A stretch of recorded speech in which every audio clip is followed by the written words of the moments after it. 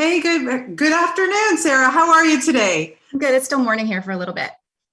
Afternoon here in Toronto, but good to have the opportunity to talk to you this afternoon for me. Thank you for another fabulous season of You.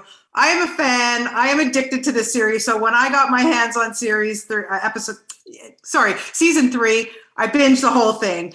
It's fabulous, and I have to ask you, how do you not cross the line with Joe? Where does it end? I mean, I don't really know where it ends. I feel constantly like we're crossing the line. Honestly, I remember watching the pilot episode the first time we screened it internally. And right around the time he was in the street, very early in that episode, if you think back, he was in the street watching her through the window. He was doing certain things that you really shouldn't be doing to your own body in the street in New York. Yes. Like, oh God, we're gonna lose them and they're never gonna come back. And here we are in season 3. So obviously my line is not the audience's line. Exactly. Because we all just want more. And what I love about this season is, as we saw at the end of season 2, Joe has kind of met his match with love. Yeah. And then we see what happens in season 3 with the two of them in the burbs. What is it, about those two actors? How did you know that they were going to play off each other so well? I love watching their tension. I agree. I think that they're absolutely brilliant. And some of this is just like the stars align and you get the right actors, but Victoria did audition with Penn. All credit for all of this to Greg Berlanti, who co-created the show and produces it. He was watching, we were still, I think, in season 1 or maybe just after, and he was watching Hill House on Netflix, and he texted me at like 9:30 at night, like, this Victoria Pedretti, I think she's love. And of course we saw many women for this role, but the second she walked in the room, I was like, well, I guess this is why Greg is Greg Berlanti. He was totally right. Yeah. And, now after working with Penn for 3 seasons, why is he so good in this role? And why do we still root for him, even though we know we shouldn't?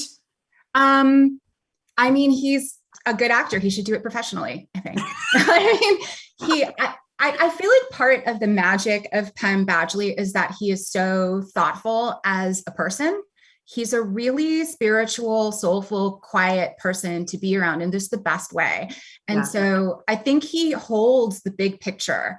We all know we're making something that's fun and our job is to entertain you, but we are also examining things about our culture that trouble all of us. Yeah. And I think part of the magic is that he goes there completely in every scene. But when we're talking about the script, we're entirely on the same page. I don't think he could hate Joe Goldberg any more than he hates him. Yeah. He is sort of physically repulsed by him as soon as he's out of the scene.